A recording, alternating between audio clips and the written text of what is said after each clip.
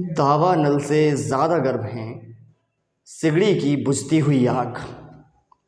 दावा नल से ज़्यादा गर्म है सिगड़ी की बुझती हुई आग, और काली शर्ट से ज़्यादा काला सफ़ेद शर्ट का एक दाग। नमस्कार, एम ऑनलाइन क्लासेस में आपका हार्दिक स्वागत है।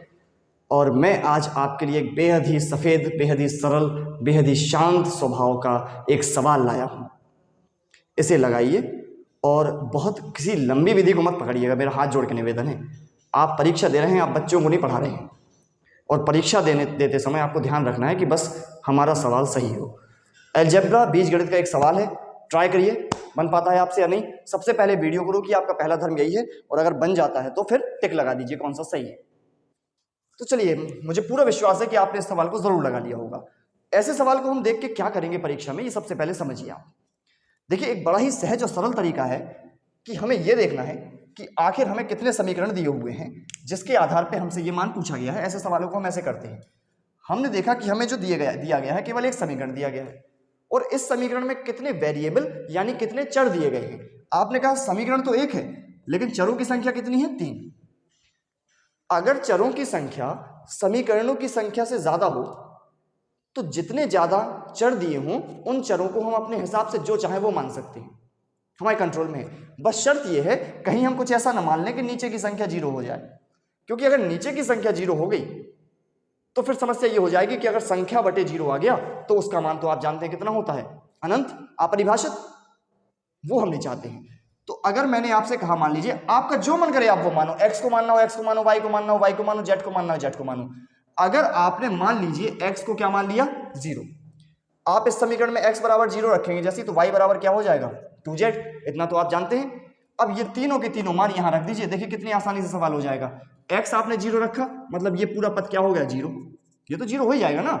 और प्लस z की जगह z लिखा रहने दीजिए, और y की जगह देखिए क्या रखना है? y बराबर 2z, और माइनस में क्या लिख दीजिए? z। आपका मान क्या आ गया?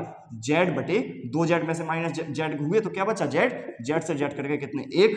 यही आपका क्या हो जाएगा? उत्तर। ऐसे सवालों को ऐसे लगाया जाता है। ये नहीं कि आप एलसीएम लेकर बैठ गए, पता नहीं आप क्या क्या क्या कर रहे। ये सब करेंगे आप परीक्षा में।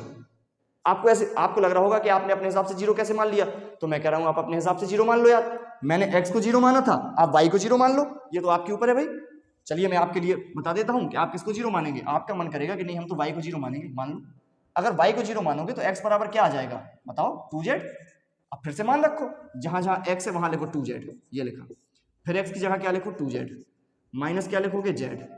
प्लस z की जगह लिखो z, y की जगह लिखो 0, क्योंकि y आपने क्या माना? 0। और माइनस क्या लिखोगे? z। ठीक है, खुद बताओ, 2z में से यहाँ माइनस z होगा, क्या बचेगा? z। और ये संख्या -1 आएगी कि नहीं आएगी? बताओ। z बटे माइनस z करोगे अगर तो z से z कट जाएगा, क्या आएगा? सिर्फ -1 आएगा।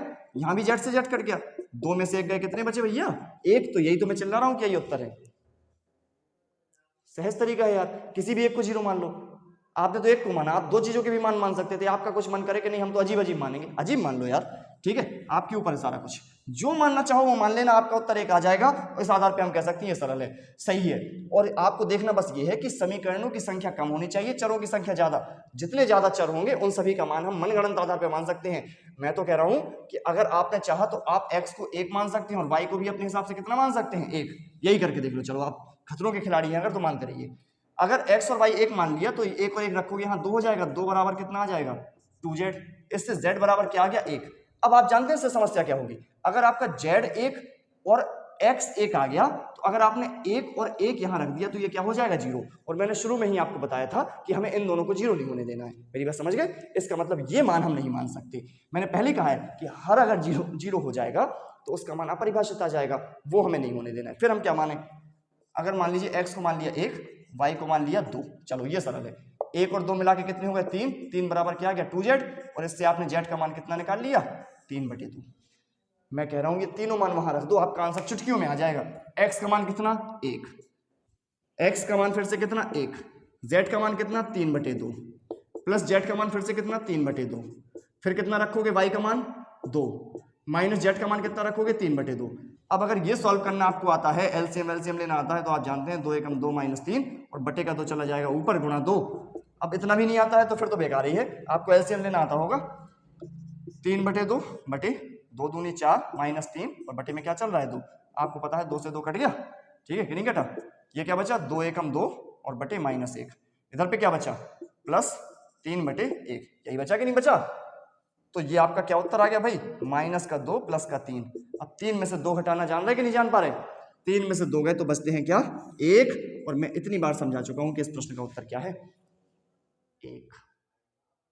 सरल सवाल है, जो कुछ मानना हो वो मान लेना। x का मान 0 मान लोगे फायदे में रहोगे, x का मान 1 मान लोगे, कुछ भी मानो आंसर आएगा। जब कुछ भी मानने से आंसर आ रहा है तो हम ऐसी संख्या क्यों ना माने जिससे आंसर जल्दी आ जाए। और ये विधि सभी सवालों के लिए वैलिड है, ये नहीं कि एक आध बार फेल होगी फिर क्या करेंगे, अरे वैलिड है। बस देखना यह है कि समीकरणों की संख्या कम हो और दिए गए चरों की संख्या ज्यादा हो।